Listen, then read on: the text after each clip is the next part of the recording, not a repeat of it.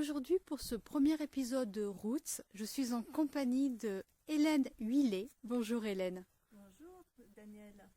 Alors Hélène, nous sommes ici sur un lieu magique qui a été très inspirant pour vous. Il s'agit de l'église de Sceaux dans le Tarn-et-Garonne.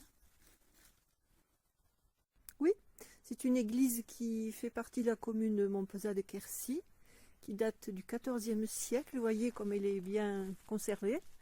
Et je l'ai découverte lors d'une randonnée. J'ai eu un choc esthétique en sortant d'une forêt et en tombant sur cette église, toute seule, là, au milieu des arbres, comme en attente de quelque chose. Et de suite, mon imagination s'est mise en éveil. Alors Hélène, vous êtes auteure, vous avez déjà commis 3 romans et là, entre vos mains, se trouve le 4e. Et ce Roots ensemble, donc ce retour aux racines ensemble, c'est pour parler de ce dernier tome, Les Murmures de la Splendeur, qui vient juste de sortir, là il est tout chaud. Il est tout chaud. Je vous le montre d'un peu plus près. Voilà. Alors pourquoi sommes-nous ici à l'église de Sceaux, à côté de Montpezat? Tout simplement parce que cette église a été très inspirante pour écrire ce livre, d'après ce que vous m'avez dit. Oui, c'est ça. C'est-à-dire que ça symbolise un petit peu tout ce qui peut m'inspirer, enfin une partie des choses qui peuvent m'inspirer. La nature m'inspire beaucoup. J'ai besoin de la nature comme route, c'est-à-dire comme racine, pour m'ancrer justement, pour faire un peu le vide. Et puis les monuments anciens du Moyen-Âge m'inspirent beaucoup, puisque le premier tome de la série s'appelle L'Homme de Pierre et se passe au Moyen-Âge, au XIVe. Et celui-ci, qui est la suite de L'Homme de Pierre, se passe aussi au XIVe, époque de l'Église. Donc c'était un lieu vraiment qui tombait à pic pour moi. En plus, l'église est en excellent état. On ne peut pas rentrer aujourd'hui, mais il y a de très belles peintures inspirantes aussi, des peintures du XIVe, qui ont comme thème, des thèmes liturgiques. Voilà. Alors c'est vrai que la météo n'est pas forcément avec nous aujourd'hui. Il ne faut pas oublier qu'on est au début du mois de janvier et qu'il pleut quelques gouttes. Donc l'enregistrement est adapté. Hein. C'est vraiment du roots, c'est le cas de le dire. On a sorti le parapluie et sorti les bottes. Et donc ce livre, voilà, c'est ça aussi l'intérêt derrière tout ça. C'est qu'est-ce qu'il nous dit, de quoi il nous parle ce livre? Alors ce livre donc, se situe au XIVe. Comme il est la suite de notre... je ne peux pas tout vous dévoiler, mais c'est l'histoire de jeune homme qui part sur ses racines, justement, à la recherche de ses racines paternelles, et qui fait plein de rencontres. Et au fil des rencontres, des voyages, parce que mes personnages voyagent beaucoup, il évolue, il rencontre des personnes qui ont beaucoup souffert de l'Église à l'époque. Et ça parle de la foi, de la lumière, et de comment à cette époque, au Moyen-Âge, on pouvait se positionner, pratiquer sa foi, parfois en secret, parce que tout n'était pas permis. C'était vraiment une époque très difficile, avec des prémices d'inquisition, etc. C'était après le catharisme. Et ce jeune homme nous fait traverser la France. Cette fois-ci, nous allons aller dans l'est de la France pour faire des rencontres un petit peu mystérieuses. Il devient missionné justement d'une mission un peu ésotérique. Et dans l'est de la France, là, à Trévoux, il va faire une rencontre fantastique. Voilà, parce que dans mes livres, j'aime bien que les gens vivent des aventures un peu hors normes, tout en étant ancrés dans le quotidien. Alors, voilà. Fantastique, c'est un petit peu ce que l'on vit là aujourd'hui, là, ce côté un petit peu mystérieux que l'on peut rencontrer sous un ciel pluvieux, grisailleux et au milieu de nulle part, parce qu'il ne faut pas oublier que cette église, elle est quand même au milieu de nulle part. Et que c'est aussi une découverte, parce que je crois savoir que c'est une belle rencontre. Ah oui, c'est une rencontre cette église, oui. Et en plus, pour continuer sur le livre, la couverture est inspirée. J'ai pris une photo de tapisserie qui se trouve dans la collégiale de Montpezat-de-Quercy, donc qui n'est pas très loin. C'est une couverture, bon, on la voit pas très bien, qui représente... Alors, cette tapisserie parle de la vie de Saint-Martin. C'est comme une grande bande dessinée du XVIe, elle date du XVIe. Cette couverture, elle a été faite dans les Flandres, je crois. Et dans cette grande bande dessinée, presque grandeur nature, il y a un passage où Saint-Martin bénit un lépreux. Alors, je vais essayer de vous le montrer. Je propose qu'on aille de ce pas, aller à la collégiale. Quelle bonne introduction pour aller à la collégiale. Collégiale, comme ça on pourra en voir un petit peu Ouais, plus. c'est Et une en bonne parler idée. peut-être à l'abri des gouttes de pluie. Oui, parce que là, ça commence à tomber un petit peu plus dru. Ça a son charme, la pluie et la grisaille, mais il ne faut pas abuser.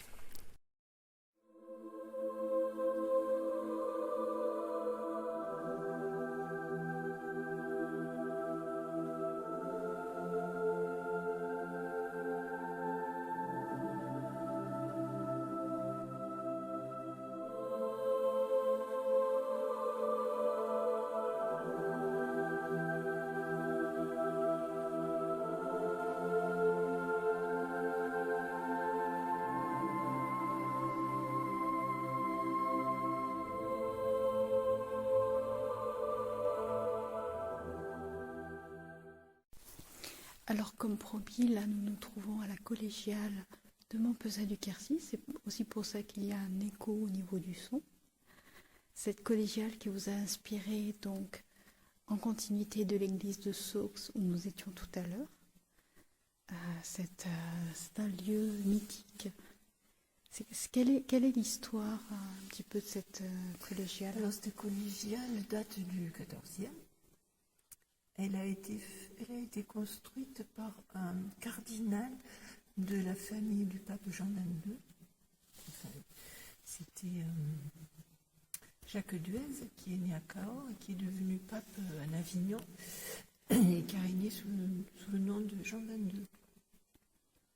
Ensuite, la tapisserie raconte donc l'histoire de Saint-Martin, comme on disait tout à l'heure. Et je la trouve magnifique, elle est du XVIe. Et au niveau des couleurs, du mouvement, elle est superbe.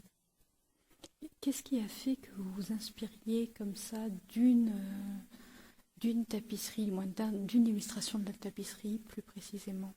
Parce que dans le livre Les murmures de la splendeur, il est question à un moment donné des lépreux. Et dans cette tapisserie, j'ai choisi justement Saint-Martin en train de bénir un lépreux et ça m'a donné une idée, ça fait un petit clin d'œil. C'est vrai que c'est un lieu très très inspirant, comme on le disait tout à l'heure. Il y règne une atmosphère très apaisée comme tous les lieux religieux. Alors voilà, cette collégiale c'est un peu l'apparat quand même. Hein. Et la petite église de Sceaux, enfin la petite à côté, elle est petite, c'est un lieu plus confidentiel. Donc on a les deux volets. Vous avez raison, ces lieux prêtent un peu à une méditation ou un recueillement, mais celle-là, on voit bien qu'elle est très grande, très haute de plafond, et elle est faite pour la part, pour que les gens viennent la voir. Alors que l'église de Sceaux est plus, plus discrète, plus confidentielle. Voilà. En tant qu'auteur, je suppose que ce sont des lieux comme ça qui sont toujours très favorables pour pouvoir alimenter la créativité. Oui. Ce qui tombait bien, c'est que j'ai écrit des livres qui se passent au Moyen-Âge et que ces lieux, évidemment, sont de l'époque. En plus de mes livres, ça m'intéresse doublement. Et puis, ce sont des surprises aussi, les rencontres avec les lieux. Comme je vous disais tout à l'heure, j'ai rencontré par hasard cette église de Sceaux, mais il y en a d'autres. J'aurais pu vous amener aussi au lac de Montcuq, qui est très inspirant pour moi, parce que c'est l'eau, parce que c'est le bleu, le vert, les arbres, la nature. Voilà, il y a des lieux qui me parlent, une correspondance avec eux. Dans la genèse de l'écriture de votre dernier roman, qu'est-ce qui a inspiré quoi? C'est-à-dire, est-ce que l'idée était déjà là avant la visite des lieux, ou est-ce que ce sont les lieux qui ont été à l'origine de votre dernier roman, par exemple? Non, non, les lieux ne sont pas à l'origine de mon dernier roman, mais ils l'ont bien illustré, on va dire. Ils ont fait un plus. Mais non, non, le roman était déjà écrit dans ma tête, pas entièrement, mais il était déjà bien, bien avancé. Mhm. Donc dans la genèse, ça a co-créé, ça vous a invité à co-créer entre le lieu et l'idée, Voilà. l'inspiration. Et puis dans le roman, il y a un autre lieu qui est beaucoup plus loin, des kilomètres d'ici, que j'avais rencontré aussi, ce sont des rencontres il y a quelques années, et il a abouti dans mon roman. Ça se passe comme ça, avec les gens, avec les lieux. Tôt ou tard, les gens ou les lieux qui m'inspirent se retrouvent d'une façon ou d'une autre dans mes romans. C'est un château au hasard du Moyen-Âge aussi, que les lecteurs retrouveront. Bon, je ne dis pas tout, il faudra lire le livre pour trouver ce château du Moyen-Âge bien loin d'ici. D'où vous vient cette fascination pour le Moyen-Âge? Alors là, ça fait partie des mystères de la vie, je ne sais pas. Je ne pourrais pas vous dire. Ça a toujours été? Ça a toujours été, et j'habite à Cahors depuis une trentaine d'années. Peut-être l'imprégnation des vieilles pierres, parce que Cahors et le Quercy gardent beaucoup de souvenirs pierreux, on va dire, du Moyen-Âge. Peut-être à force, ça a formé mon imagination, ça a nourri mon imagination. Cette imprégnation des sols quercinois, donc Oui. vous parliez de Cahors, vous n'êtes pas native d'ici, c'est bien ça? Non, non, non, je suis native, je suis toulousaine d'origine, mais j'ai des racines ariégeoises. Bon, l'Ariège, ça serait plutôt... C'est vraiment Cathare. Préhistorique, oui, les Cathare et aussi, préhistorique, oui. Enfin, je suis proche de la nature, de la montagne. Et ici, bon, Quercy, il n'y a plus de montagne, mais c'est quand même... Oh, elle n'est pas loin, elle n'est pas Elle n'est loin. pas loin, oui, voilà, elle n'est pas loin. J'ai besoin de vallonnement. Je me sens que je m'ennuierais dans un paysage tout plat. J'ai besoin de petites collines, voire de montagnes, et surtout d'eau, de rivières, de lacs, d'arbres, voilà, ce qui me fait du bien. De ce vivant qui n'est finalement que source d'inspiration, de créativité, et qui est tellement bénéfique aux humains que nous sommes. Oui, alors, source d'inspiration, je ne sais pas, mais source de ressourcement, c'est sûr. Et après, l'inspiration, elle se nourrit un peu de tout, et puis ce qui m'intéresse dans ce que j'écris, c'est justement le mystère un petit peu de la vie de chacun. Alors ça peut être le mystère d'un arbre, effectivement, ou d'un cours d'eau, mais j'aime bien aller au-delà des apparences de ce que les gens montrent à voir. Et ça, c'est passionnant parce que c'est infini. Oui, nous sommes aujourd'hui dans une période d'apparence, hein, donc oui. C'est important de pouvoir finalement s'autoriser à lâcher le masque et à tomber un petit peu ce voile. On va revenir un peu plus à votre roman et à votre inspiration moyenâgeuse aussi. C'est aussi pour ça qu'on est là. Qu'est-ce qui vous plaît tant dans le Moyen-Âge? Ce qui me plaît tant, c'est peut-être, j'imagine, voilà, ça porte à l'imagination parce que ça a été étudié historiquement, mais quand même, la romancière peut laisser partir son imagination. Et puis c'est difficile à expliquer. Je ne pourrais pas vraiment expliquer. Il me semble que c'est un moment où les choses étaient possibles. C'était dur, il y avait des conditions de vie difficiles, mais par exemple pour les femmes, par rapport à ce qu'on croit, elles étaient beaucoup plus libres au Moyen-Âge qu'à la Renaissance après. Il y avait des codes, des règles. Il me semble qu'elles n'étaient pas encore trop formalisées comme elles ont pu l'être plus tard. Bon, ça serait à discuter, ça, je ne suis pas du tout historienne. Mais voilà, cette imagination que ce foisonnement du Moyen-Âge avec ce corps mis en jeu, il me semble que les possibilités sont énormes, et je me trompe peut-être, mais moi j'y vois ça. Voilà. Et je suppose qu'en tant qu'auteur, vous effectuez des recherches pour pouvoir alimenter vos écrits. Oui, alors bon, j'aime beaucoup les légendes, bien sûr. Ça me nourrit aussi, ça m'a nourri.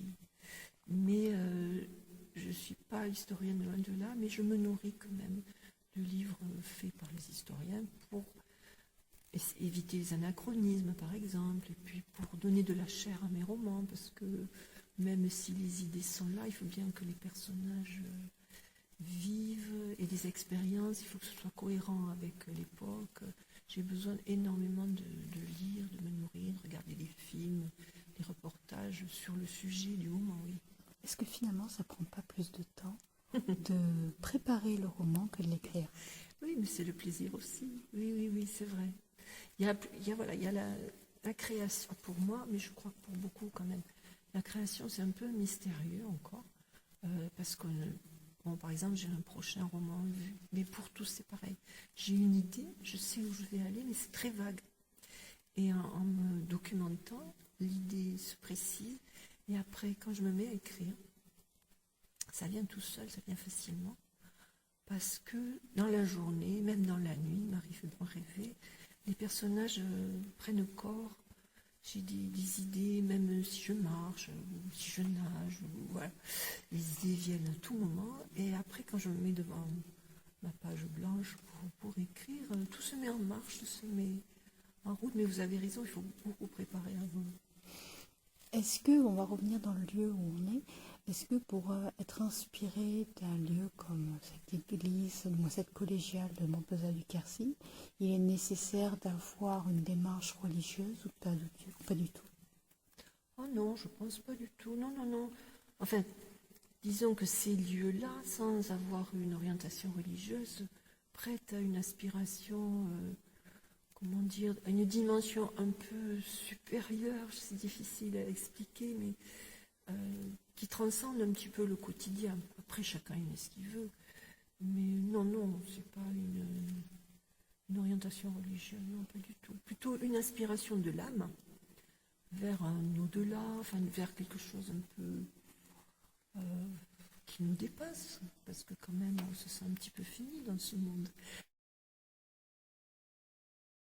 Dans ce lieu, on peut ressentir, comme vous le dites, il y a ce côté inspiration, il y a ce côté méditation. Et c'est vrai que dans des lieux comme ça, je dirais qu'il n'est pas nécessaire d'avoir un rapport à une quelconque religion pour ressentir ou apprécier le lieu tel qu'il est.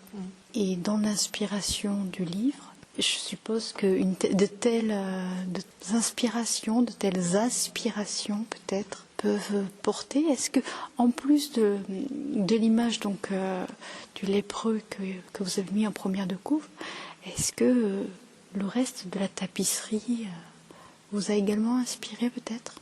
Elle m'a pas vraiment inspirée, mais elle colle bien avec ce que j'ai écrit, parce que vous voyez, il y a le chevalier sur le cheval, donc ça fait penser aux aventures de notre héros. Il y a l'église évidemment qui est bien représentée, et puis l'histoire de l'église au Moyen-Âge est présente aussi dans ce livre, dans les Mémoires de la Splendeur, mais pas que l'église. Et oui, on peut dire que cette tapisserie a complété l'inspiration du livre, elle colle bien avec. Parce que, ne serait-ce qu'elle-même, elle raconte une histoire. Ah oui, c'est l'histoire de Saint-Martin, avec ses combats, ses rencontres, la progression dans sa vie ecclésiastique. Et puis, vous voyez, la rencontre avec le lépreux, avec les brigands, le miracle qu'il a fait, voilà. C'est magnifique, c'est une bande dessinée de l'époque. C'est vrai.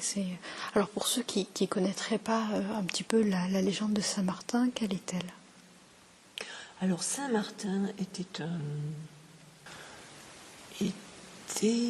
je pense, un combattant. C'était un guerrier. Et la première image le montre en train de couper son manteau pour donner la moitié à quelqu'un qui n'en a pas, un pauvre. Et après, il s'est converti. Alors, exactement, je ne pourrais pas vous dire la légende intégrale, mais voilà, l'idée, c'était un guerrier s'était converti, qui avait eu la foi et qui donnait tout aux pauvres, puisque la symbolique qui reste, c'est son manteau partagé. Et après, il est devenu quand même prêtre, et puis plus que prêtre, je pense. Il a eu des responsabilités, je ne sais pas exactement. Je me laisse porter par les légendes, mais là, vous voyez, je n'ai pas une démarche historique. C'est pas un vrai souci de ne pas être dans le pointu de l'historique. Après, ce qui est important, c'est ce qui va permettre d'alimenter votre écrit, votre imaginaire. Et vous disiez que c'était la continuité du précédent. Et oui, puisqu'il y a eu le premier qui se passait au Moyen-Âge avec une bascule fantastique dans le contemporain, dont le deuxième a été la suite contemporaine. Et là, le troisième, parce que les lecteurs m'ont quand même dit « c'est pas possible, ce livre, il faut une suite, on a envie de connaître la suite », donc je me suis laissée porter, encouragée par mes lecteurs, pour écrire la suite du Moyen-Âge. Et voilà, donc c'est un fils qui repart sur les traces de son père, et qui est juif lui-même, et qui se pose beaucoup de questions sur la pratique religieuse, la foi, enfin bon, c'est pas un pensum du tout.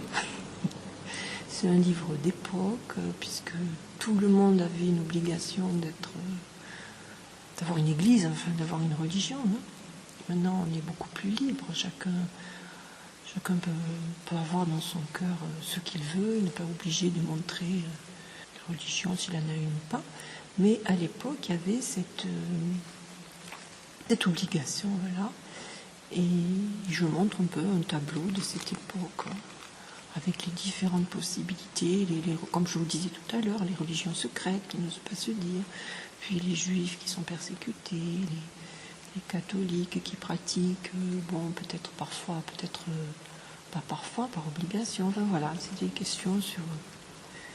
Avec évidemment, comme d'habitude, une histoire d'amour quand même. La petite romance qui va être en toile de fond ou qui est en toile principale? Ça fait partie d'un tout.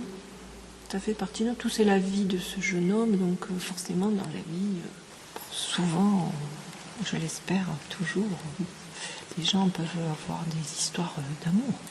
C'est ce qui lui arrive. Et est-ce que cette histoire d'amour se poursuit à Montpezat du Quercy ou... Allez, je fais la curieuse pour les lecteurs. Ah ben voilà, vous êtes journaliste peut-être. Non, je suis thérapeute. Ah mince. Alors, d'abord, elle ne se passe pas à Montpezat du Quercy, cette histoire. Elle se passe dans le Quercy, mais plutôt dans le Quercy, côté de l'autre, Avignon, puis dans un autre lieu plus à l'est. Elle ne se passe pas à Montpezat, mais peu importe. Montpezat est dans le Quercy, les pierres... sont de l'époque du XIVe et m'ont inspiré, même si l'histoire ne se passe pas exactement ici. Donc il y a tout un cheminement au niveau intérieur, au niveau déambulation, et puis au niveau des rencontres. Il y a beaucoup de rencontres, il se passe beaucoup de choses. Si on pouvait résumer ce roman en quelques mots, ça serait quoi? Beaucoup de rencontres?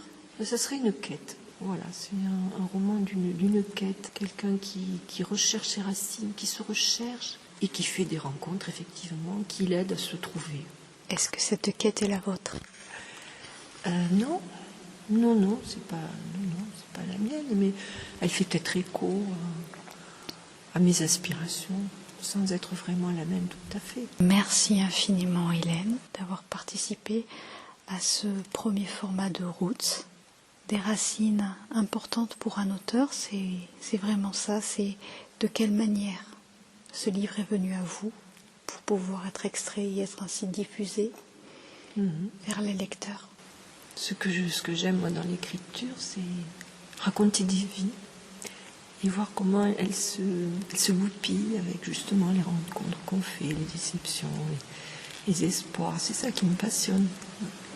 Et j'espère que ça passionnera les lecteurs. Mais je n'en doute pas.